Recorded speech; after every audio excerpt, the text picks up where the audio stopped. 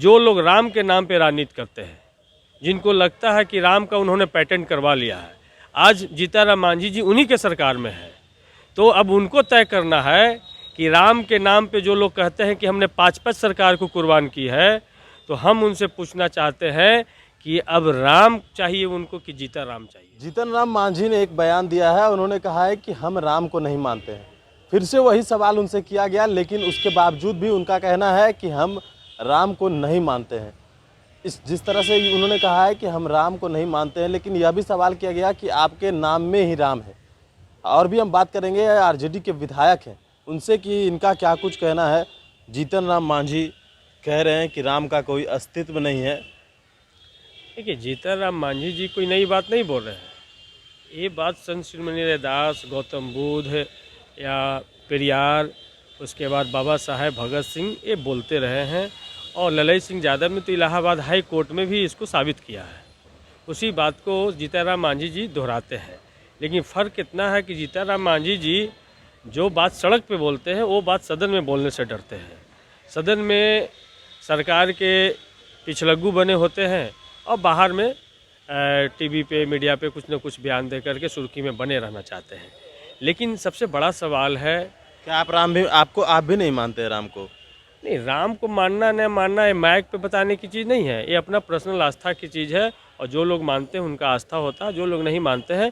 इस भारत का संविधान सबको मानने न मानने का अधिकार देता है। लेकिन रही बात कि जो लोग राम के नाम पे राजनीति करते हैं, जिनको लगता है कि राम का उन्होंने पेटेंट करवा लिया है, आज जीतनराम मांझी जी उन्हीं के सरकार में है, तो अब उनको तय करना है कि राम के नाम पे जो लोग कहते हैं कि हमने 5-5 सरकार को कुर्बान की है, तो हम उनसे पूछना चाहते हैं कि अब राम चाहिए उनको कि जीतनराम चाहिए।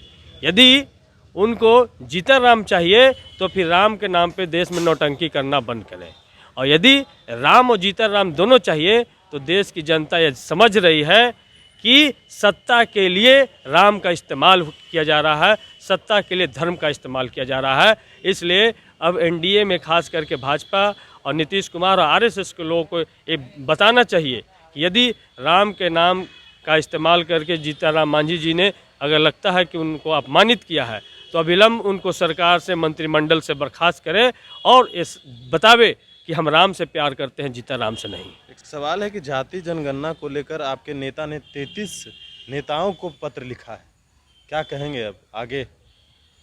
अभी तो शुरुआत है। देश के तमाम लोग इस जातीय जनगणना के पक्ष में आएंगे।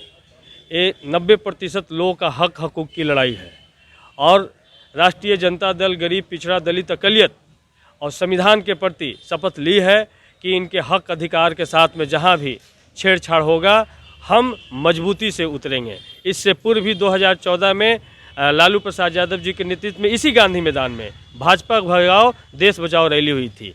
अब उसी के तर्ज पे जातीय जनगणना कराओ, नहीं तो सरकार से जाओ आंदोलन की शुरुआत होगी।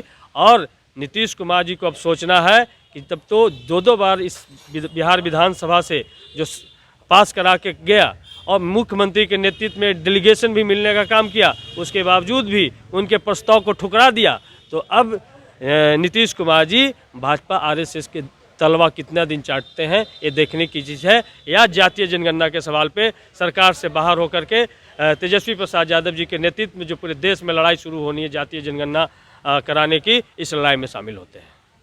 बिगुल फूंक दिया गया है जातीय जनगणना को लेकर। तेजस्वी यादव ने 33 नेताओं को पत्र लिखा है और इनका कहना है अभी तो शुरुआत है। अब देखने वाली बात होगी कि आगे क्या कुछ होता है, तेजस्वी यादव की क्या रणनीति है, ये तो आने वाले वक्त में पता चलेगा। लेकिन फिलहाल जो अपडेट है हम आपको दे रहे हैं वरिष्ठ नेशन के साथ। नमस्कार।